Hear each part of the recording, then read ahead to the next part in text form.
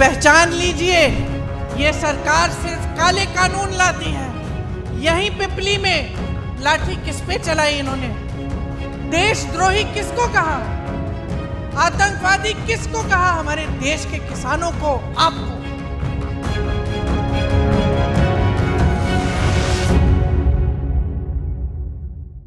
नमस्कार, मैं रवीश कुमार। राहुल गांधी और प्रियंका गांधी की रैली आज हरियाणा के उन इलाकों में हुई जहां बीजेपी आमतौर पर मजबूत मानी जाती है। राहुल और प्रियंका ने आज जीटी बेल्ट के 6 विधानसभा क्षेत्रों को चुना और पदयात्रा की, कार से रोड शो किया, नुक्कड़ सभाएं की और बड़ी सभा भी।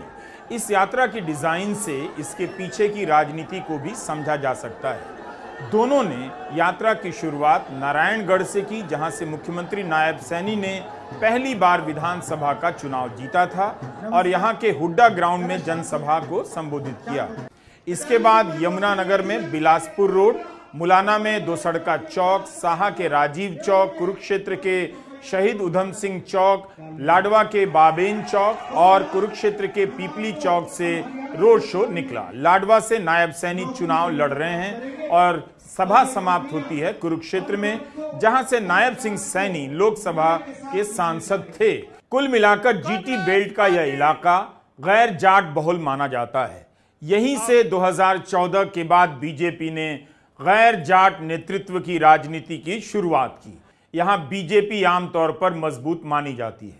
जब राहुल गांधी की भारत जोड़ो यात्रा यूपी से पानीपत में घुसी थी, तब करनाल, कुरुक्षेत्र से होते हुए अंबाला तक गई।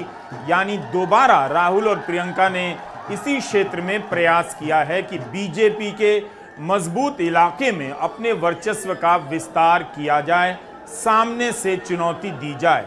नारायणगढ़ में राहुल गांधी ने कुमारी शैलजा और भूपेंद्र सिंह हुड्डा का हाथ मिलाने का प्रयास किया। असंध की रैली में दोनों मंच पर साथ आए, मगर अलग अलग दिखते रहे। इस बार राहुल गांधी ने दोनों का हाथ पकड़ा और ऊपर उठाकर मिलाने का प्रयास किया। इसी के साथ इस चुनाव में शैलजा और हुड्डा के बीच की जो प्रतिस्पर्धा बनी हुई है और सामने आती है। मतदान के 5 दिन पहले राहुल गांधी इस विवाद को तूल देने का जोखिम नहीं उठा सकते। शायद इसीलिए राहुल गांधी और प्रियंका ने कमान संभाला, ताकि आखिरी वक्त में कार्यकर्ताओं के बीच किसी तरह का गलत संदेश ना जाए। कुरुक्षेत्र की सभा में भी शैलजा और हुड्डा एक साथ नजर आए। प्रियंका गांधी ने शैलजा का हाथ थामा तो राहुल गांधी ने भूपेंद्र सिंह हुड्डा का। प्रधानमंत्री मोदी ने कहा है कि हरियाणा में राजस्थान और मध्य प्रदेश की तरह कांग्रेस का हाल होगा। मतलब वहां कांग्रेस मजबूत मानी जा रही थी, चुनावों में कांग्रेस के जीतने की बात कही जा रही थी, लेकिन जब नतीजा आया तो कांग्रेस हार गई। कहा गया कि आपसी गुटबाजी के कारण कांग्रेस हारी है। लगता है राहुल गांधी ने मोदी की इस बात को गंभीरता से लिया है और आज उन्होंने छोटे छोटे दलों को वोट न देने की अपील कर डाली और कहा कि इनका रिमोट बीजेपी के हाथ में है। ये जो बीच में इंडिपेंडेंट पार्टी आ रखी हैं, छोटी छोटी पार्टियां हैं, ये सब बीजेपी की पार्टीज हैं। इनका रिमोट कंट्रोल इनके हाथ में है। लड़ाई बीजेपी और कांग्रेस के बीच में है, विचारधारा की लड़ाई है। एक तरफ न्याय, दूसरी तरफ अन्याय। एक तरफ किसानों का हित, गरीबों का हित, मजदूरों का हित, और दूसरी तरफ अदानी जी और अंबानी जी जैसे लोगों का फायदा। राहुल गांधी को समझ आ गया है कि 2019 के चुनाव में कैसे दुष्यंत चौटाला की जेजेपी पार्टी अचानक उभरकर सामने आती है और नतीजे आते ही बीजेपी के साथ मिल जाती है। इस बार दुष्यंत चौटाला की पार्टी का गठबंधन चंद्रशेखर आजाद की पार्टी से हुआ है। बसपा का गठबंधन इनेलो से है। राहुल गांधी ने 2 बार छोटी पार्टियों से सावधान रहने का बयान दिया, मगर एक बार भी किसी का नाम नहीं लिया। राहुल गांधी ने बीजेपी की सरकार के 10 साल को दर्द का दशक नाम दिया है। दर्द का दशक। राहुल गांधी का कोई भी भाषण अदानी के बिना पूरा नहीं होता। असंध की सभा में मुंद्रा पोर्ट में ड्रग्स पकड़े जाने की घटना से अदानी को जोड़ते हैं, तो आज अदानी की मेहनत और उनकी कमाई को किसान की मेहनत, मजदूर की मेहनत से जोड़ते हैं। कहा उन्होंने कि मोदी की सरकार दरअसल अदानी की सरकार है। ये मोदी जी की सरकार नहीं है, ये अदानी जी की सरकार है। ये बात याद रखिए। और हरियाणा में अदानी जी जैसे लोगों की सरकार नहीं चाहिए। किसानों की, मजदूरों की, गरीबों की सरकार चाहिए। गरीब लोगों के जेब में कितना पैसा जा रहा है और जेब में से कितना पैसा निकल रहा है, ये मेरा इक्वेशन है और इसको मैं छोड़ने वाला नहीं हूं। जहां भी मुझे मौका मिला, जो इस देश को चलाते हैं, किसान, मजदूर, गरीब लोग खून पसीना देकर चलाते हैं, जहां भी मुझे दिखाओ उनके बैंक अकाउंट में पैसा डालूंगा। मोदी जी आपके 24 घंटा रिस्पेक्ट करें, मगर 24 घंटा आपके जेब में से पैसा निकलता जाए तो सम्मान हो सकता है, मगर भूखे मर जाएंगे। तो सम्मान की जगह है, मगर मेरे लिए उतना ही जरूरी सवाल कि हमारे गरीब लोगों के जेब में उनके बच्चों की शिक्षा के लिए, स्वास्थ्य के लिए, भविष्य के लिए बैंक अकाउंट में कितना पैसा है। सीधी सी बात। अदानी जी के बारे में सोचिए, हर सुबह 24 घंटा उनके बैंक अकाउंट में धड़ाधड़ धड़ाधड़ धड़ाधड़ धड़ाधड़ पैसा आता है, नॉन स्टॉप। मतलब जैसे सुनामी आती है ना, और जितना ही पैसा उनके बैंक अकाउंट में सुनामी जैसे घुस रहा है, उतना ही पैसा आपके बैंक अकाउंट में से तूफान जैसे पैसा निकलता जा रहा है। और मेरा लक्ष्य, मैं बता रहा हूं आपको, याद रखो, जितना पैसा इन्होंने अदानी अंबानी को दिया है, उतना पैसा मैं हिंदुस्तान के किसान, मजदूर, गरीब, दलित उनके जेब में डालने वाला हूं। एक ना एक तरीका निकाल कर, एमएसपी दिलवाकर, कर्जा माफ कर मैं बता रहा हूं, जितना नरेंद्र मोदी ने इनको दिया ना, आप देख लेना, उतना पैसा हम कांग्रेस पार्टी में गरीबों को देने वाले हैं। सिंपल सी बात है। अगर आप उनको पैसा देते हो तो इनको देना ही पड़ेगा। मीडिया में अदानी जी 24 घंटा, एनडीटीवी पे, बाकी चैनलों पे अंबानी जी, नरेंद्र मोदी जी का चेहरा दिखाते रहते हैं। राहुल गांधी और प्रियंका गांधी का भाषण अलग अलग था, लेकिन दोनों ने मिलकर एक ही साथ हरियाणा के कई मुद्दों को कवर किया। नारायणगढ़ की सभा में राहुल गांधी अग्निवीर और बेरोजगारी पर बोल रहे थे, तो प्रियंका गांधी ने परिवार पहचान पत्र जैसे मुद्दों को उठाया, महंगाई की बात की। प्रियंका ने इसे परिवार परेशान पत्र का नाम दिया। दोनों की आखिरी सभा कुरुक्षेत्र के थानेसर में हुई।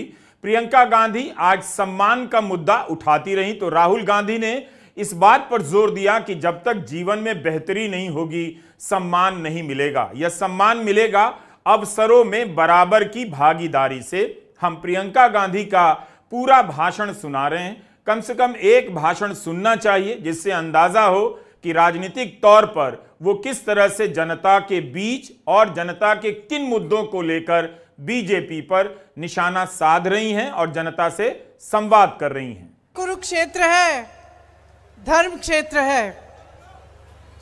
यहां से दुनिया में सब धर्मों के बीच हमारे धर्म का संदेश यहीं से उभरा, यहीं से उठा। यहीं पे 5 पांडवों ने कौरवों की सैकड़ों की सेना को शिकस्त दिया। मैं यहाँ आसपास साधना करने आती थी, 11 दिन की साधना होती थी। यहीं से कुछ 45 मिनट दूर होगा, आधा घंटा दूर होगा, और गुरुजी का प्रवचन सुनना था। हर शाम को मौन साधना थी, तो 11 दिन हम मौन रहते थे। कई बार मैं आई और गुरुजी प्रवचन में हमेशा ये कहते थे कि ये जो धरती है, ये पवित्र धरती है। इस धरती ने हमें दिखाया है कि न्याय और अन्याय के बीच में क्या फर्क है, सच्चाई और असत्य, सत्य और असत्य के बीच में क्या फर्क है। इस धरती ने हमें दिखाया है। वो कहते थे कि अगर सच्चाई के लिए लड़ रहे हो, बेशक अकेले लड़ो, बेशक तुम्हारे सामने सैकड़ों की सेना हो, हजारों की सेना हो, खड़े रहो, मजबूत रहो, दृढ़ रहो, निडर रहो, तो जीत हासिल ही होगी। आज हरियाणा की जनता की क्या लड़ाई है? यही लड़ाई है। सदियों बाद आज हम वहीं पे हैं जहां उस समय थे। आज आप सत्य और असत्य की लड़ाई लड़ रहे हो, न्याय और अन्याय की लड़ाई लड़ रहे हो, और आप न्याय की तरफ खड़े हो, सच्चाई की तरफ खड़े हो। आपकी सच्चाई क्या है, आपका सत्य क्या है? मेरी बहनें बैठी हैं, क्या सत्य है आपका? आज महंगाई से जूझ रही हैं आप। गैस सिलेंडर 1200 का है। 2-3 दिनों में श्राद्ध खत्म होंगे, नवरात्रि शुरू होगी, त्योहार का समय है। दिल में खुशी भी है, घबराहट भी है। मेहमान आएंगे, लिपाई पुताई करानी है, घर को सजाना है, मेहमानों के लिए खाना पकाना है, त्योहार मनाना है। पैसे कहाँ से आएंगे? खरीदोगी कैसे? दुकान जाओगी, आधी चीजें खरीदोगी, आधी खाली हाथ आप वापस आ जाओगी। घबराहट है। जब कोई बीमार पड़ता है, बच्चा बीमार पड़ता है, बच्चे की फीस भरनी पड़ती है, घबराती हो। मेरे किसान भाई बैठे हैं, खेती में मेहनत करते हैं, दिन रात खून पसीना देते हैं इस देश के लिए। इस देश के अन्नदाता हैं आप। अपने बेटों को आप सरहद पे भेजते हैं हमारी सुरक्षा करने के लिए, देश की सुरक्षा के लिए। आज आपकी सच्चाई क्या है? ये सरकार सिर्फ काले कानून लाती है। यहीं पिपली में लाठी किस पे चलाई इन्होंने? देशद्रोही किसको कहा? आतंकवादी किसको कहा? हमारे देश के किसानों को, आपको। भूलिए मत कि आपकी सच्चाई आज जो है, इसमें बहुत बड़ा श्रेय इस 10 साल की भाजपा की सरकार में ने लिया है। इनका श्रेय है इसमें। यह सच्चाई कि आप किसानी से, खेती से आज कमा नहीं पा रहे हैं। आपको एमएसपी नहीं मिलता है। बड़े बड़े मंचों पे ऐलान करते हैं एमएसपी दे रहे हैं, और ऐसी फसलों पे देते हैं जो आप उगा ही नहीं रहे हैं। तो आपके आगे आपका भविष्य क्या है? नौजवानों का हरियाणा में आज भविष्य क्या है?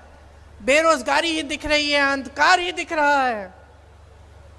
जहां रोजगार पैदा करना था, वहां अग्निवीर की स्कीम ले आए। आप जाइए सरहद पे, शहीद भी हो जाइए, आपके परिवार को पेंशन नहीं मिलेगा।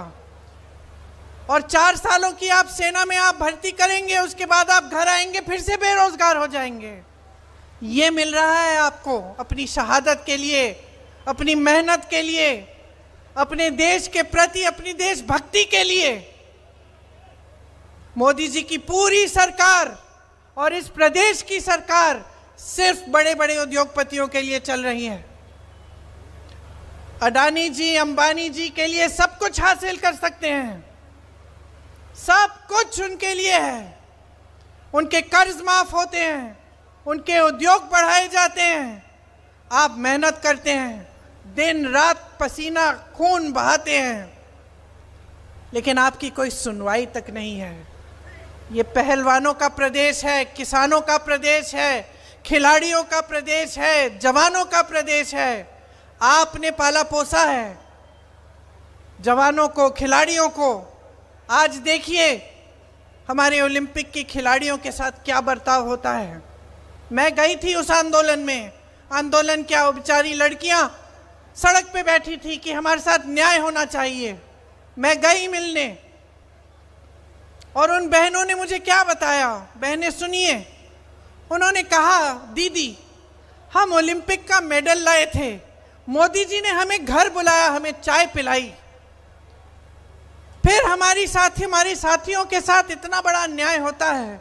हमने सोचा कि अगर हम सड़क पर आकर बैठ जाएंगे, हम न्याय मांगेंगे, तो मोदी जी हमारी सुनवाई करेंगे, हम आवाज़ उठाएंगे। ओलंपिक के मेडलिस्ट हैं तो हमारी आवाज़ वो सुनेंगे। रो रही थी। कहा, दीदी हमारे लिए 5 मिनट का समय नहीं था।